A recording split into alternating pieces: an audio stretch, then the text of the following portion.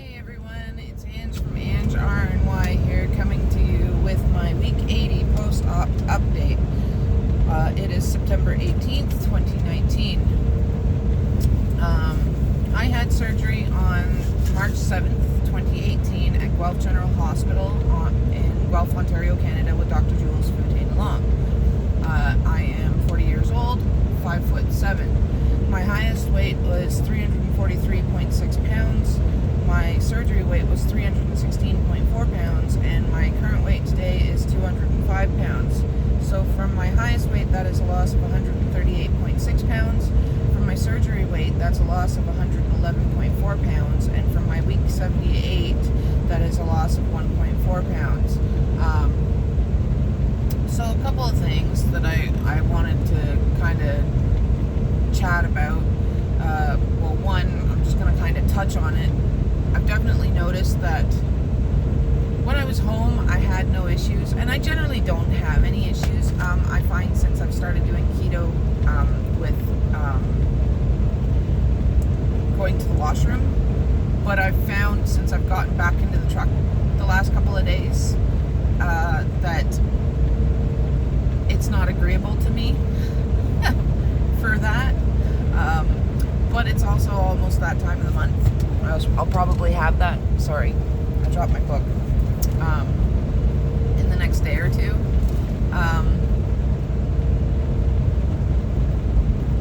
So that always messes with it too.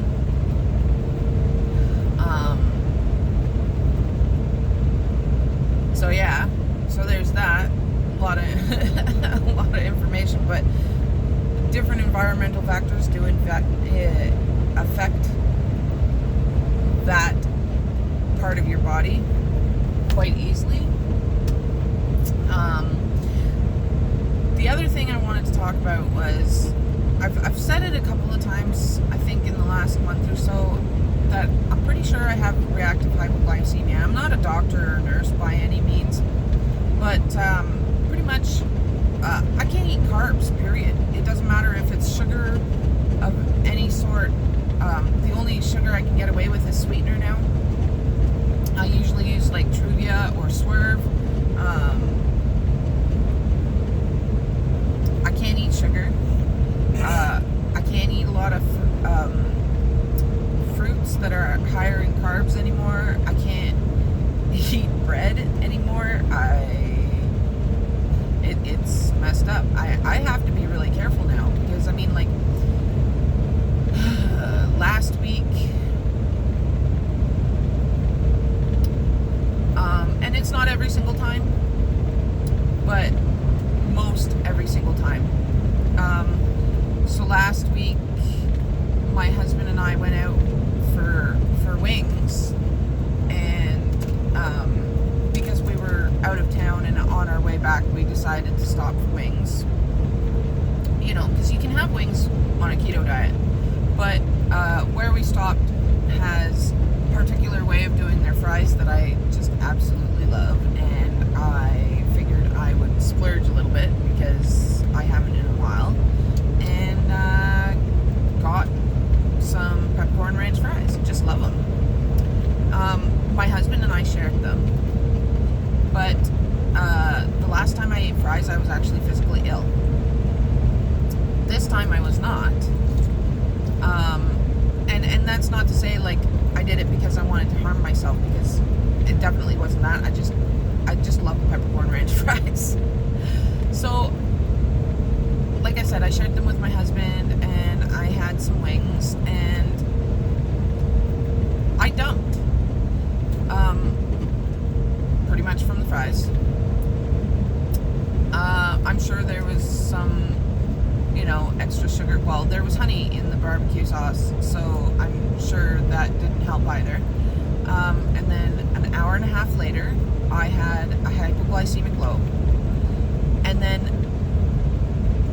it wasn't it was bad enough, but it wasn't extremely bad. And then about another hour and a half after that, I had a secondary hypoglycemic low, and it was really bad. The first time I was nauseous, I was shaking, I felt weak,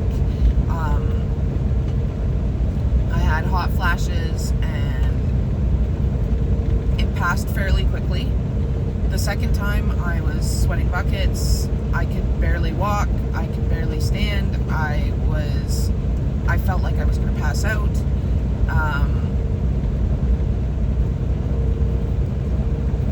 Just all the things, the nausea and shakiness and the hot flash just did not stop. And then it was cold sweats. And so yeah, so not only do I get dumping now, but I also have reactive hypoglycemia on top of it, which is a lot worse. And not everybody gets that. Some people do. It seems to be a trademark of the surgery if you insist on eating things that you should not. And I'm saying this today because not everybody reacts the same way.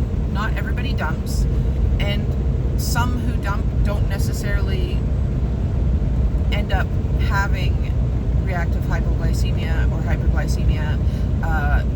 They don't.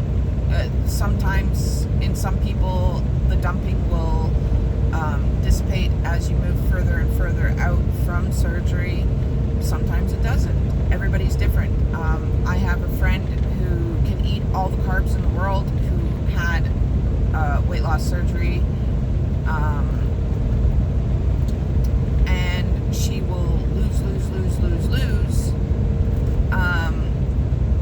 to the point where she's nothing but skin and bone.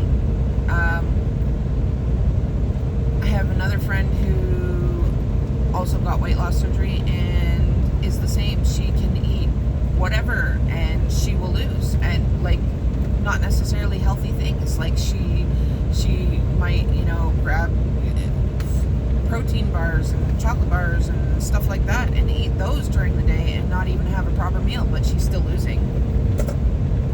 Not everybody's like that. I know for me, definitely, I figured out my weight loss trick, how long it'll last. I guess will be dependent up to me and my body on how long I can consist on a calorie deficit and how long my body will continue to move forward with a calorie deficit. Because I do fully intend on staying between, I'd like to hit 1,000 calories a day, but some days it might be upwards of 12. And but that's okay, because I was doing that while I was out here solo, and I was losing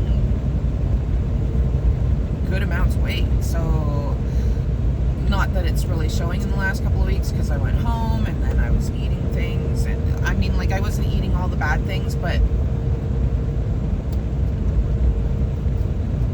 I was probably overeating, and there was a lot of days where I wasn't drinking my water, and there were some days where I didn't even take my vitamins. So everybody's different on how they're going to lose weight, what they can and can't eat. And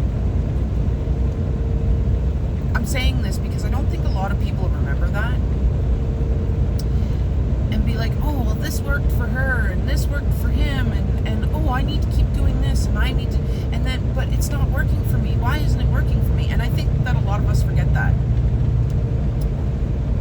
And we compare, and that's something that I've definitely strived not to do throughout my whole entire journey, is not compare myself. I've been frustrated, and I've been depressed, and I've been sad at different times because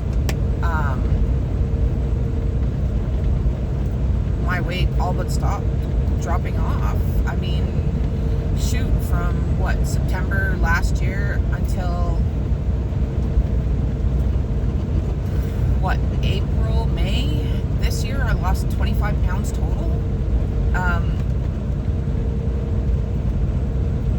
I think I've lost 20 pounds since, because I figured out what I was doing wrong. Who knows if I'll lose another 20? Who knows if I'll lose another 50? Whatever. Or who knows if I'll lose nothing else? The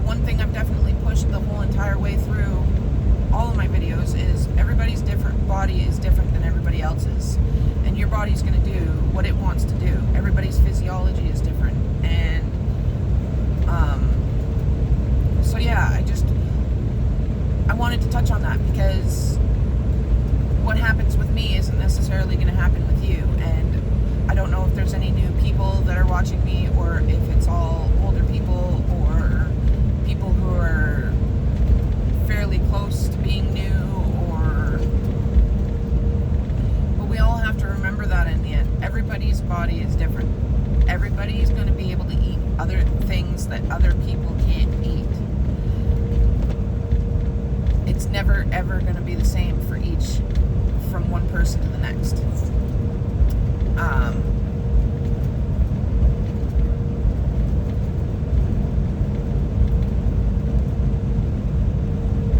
And the other thing is, the only thing I'm going to really stress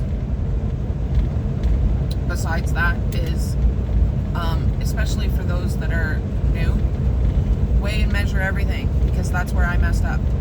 I pretty much have eaten, I mean, when I was first post-op, I was weighing and measuring for the most part, but once I crawled back in here, and it just became hard.